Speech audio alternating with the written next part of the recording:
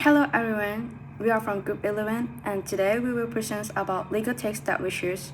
And this is the table of contents that we will present. So, my name is Nasrin Salah and I will be present about legal language used in legal text. Legal language is the language that lawyers and the legal systems use in the laws and official documents. Usually, this type of language is more formal and more complex than everyday English because it needs to be very specific and precise. For example, like legal texts often use technical vocabulary, long sentence, and a passive structure. These features are commonly called legalese. And in these presentations, our group selects the Anti-Bulliac 2026 as the legal text to analyze how legal language is used in the anti-bullying law. So, in this slide, explain the background of select legal text, which is the Anti-Bulliac 2026, also known as Act 876. This law was introduced in Malaysia because bullying and cyberbullying cases have been increasing, especially among students and young people. Many bullying cases today happen through social media platforms like TikTok, Instagram, or Facebook. As we can see from the news and statistics on the slide, cyberbullying has become a serious issue that can affect mental health, safety, and even lead to suicide cases. Because of these situations, the Malaysian government introduced the Anti-Bulliac 2026, provide better protections for victims and strengthened legal actions against bullying and cyberbullying cases. Lastly, in this slide will be explains the purpose and the objectives of Anti-Bulliac 2026. The Act aims to protect victims of bullying, prevent bullying cases in school, raise awareness about cyberbullying, and provide legal and counseling support for victims. Our group selects this act because cyberbullying has become a serious issue among students and young people in Malaysia, as I mentioned before, especially through social media and online platforms. My name is Nali Parthiban and I will be discussing the legal ambiguity analysis in the Anti-Bulliac 2026. So legal ambiguity happens when words or terms can have more than one meaning or interpretation, and this may create confusion, especially for people without legal knowledge.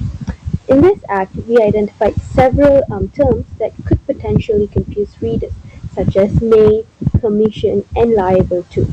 And these words may seem simple in everyday language, but in legal context, they often have different meanings. Therefore, analyzing these terms is important because misunderstanding legal language may affect how people understand law. The first ambiguous word is may. An example can be seen in Section 7.2, which states that the minister may, from time to time, cause to be audited the educational institution. In everyday English, people usually understand the word may as something related to possibility or permission. For example, if someone says you may leave the room, it simply means you're allowed to leave. However, in legal language, may has a different function. It gives discretionary power, meaning that a person has the authority to decide whether or not to take action. This can confuse readers because they may think the minister is legally required to conduct an audit. In reality, the law only gives the minister the option or authority to do so. The second ambiguous word is commission.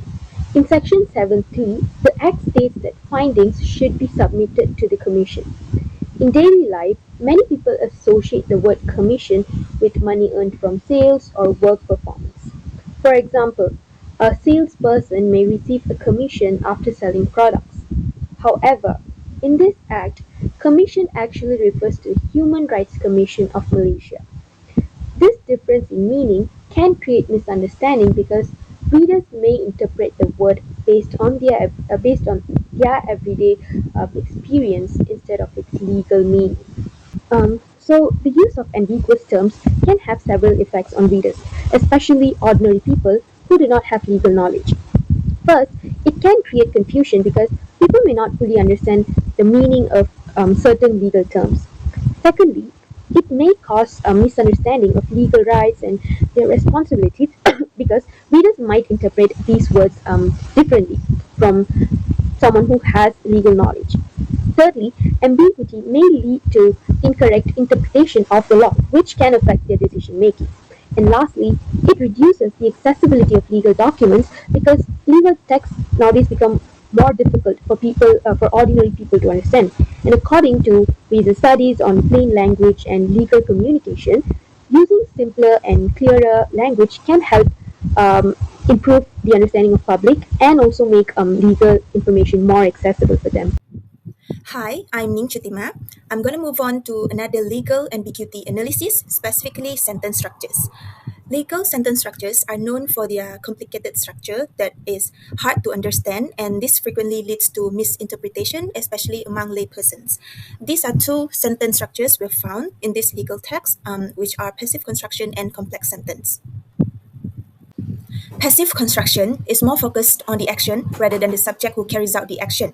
As we can see in the improved version, readers can identify that there are specific authorities who will type and share the procedures with the public. Compared to the original text, it leaves a gap for laypersons to misinterpret that maybe the president himself or herself is fully responsible for this matter, which in the reality, this is not totally true. Next is a complex sentence. As we can see in the original text, it contains too many long sentences and complicated language to understand. This has burdened readers' cognitive load and they may confuse which condition should they prioritize first. Meanwhile, in the improved version, although it still preserves the too many clauses features, but the language here is much more shorter and easier to understand. This assists laypersons in understanding the conditions easily and prevents them from missing out important information. For example, they will know and understand that they have the right to allow or not allow the school's committee to transfer the case to the tribunal.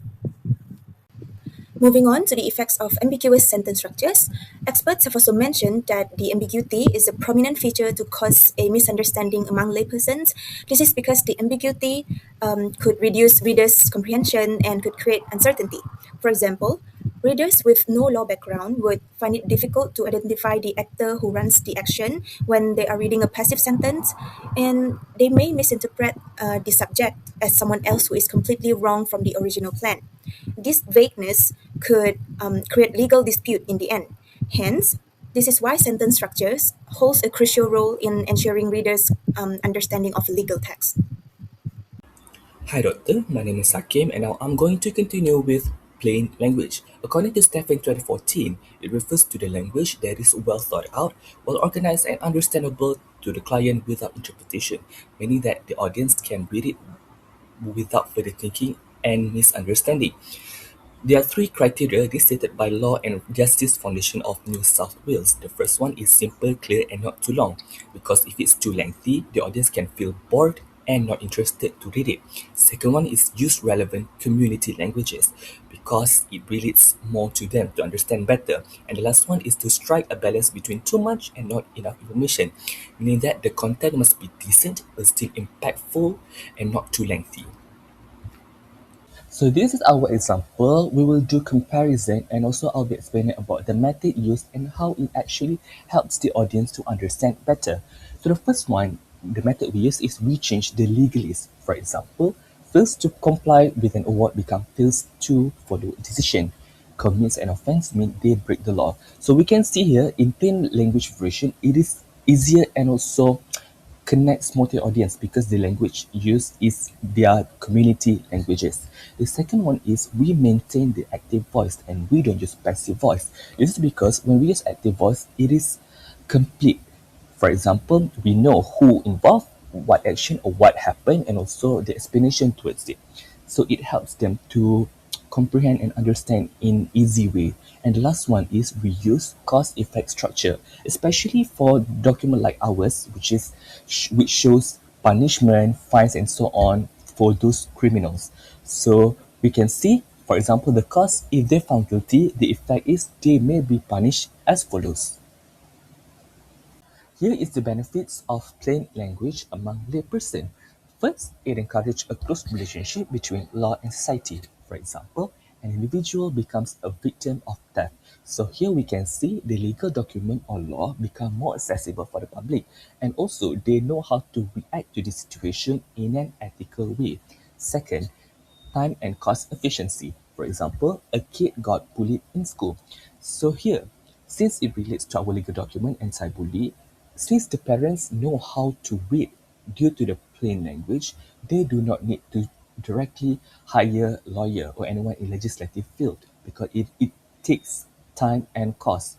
Then then they can know how to react. For example, report to the school, or if the situation become worse, make a police report. So here it is very, the flow is clearer and also does not take time and cost comparing to just directly hiring lawyer due to the difficulty of understand the legal document. Hi, my name is Nino Wardia, and I will be presenting the recommendations and conclusion for our analysis. For our recommendation, first, legal documents should use simpler vocabulary and avoid ambiguous terms. Second, long and complicated sentences should be shortened to make the text easier to read. And the third one, difficult legal terms, should include explanation or examples so readers can understand them better. Lastly, legal text should use headings and a clearer structure to improve readability and accessibility for the public. So, based on our analysis, we found that legal language often contains ambiguous terms, complicated sentence structure, and a very formal style of writing.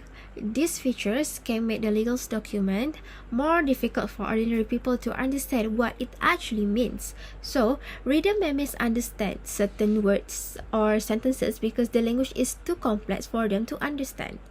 We also learned that the plain language plays an important role in legal communication. Using simpler or direct words can help the public to understand the law more easily.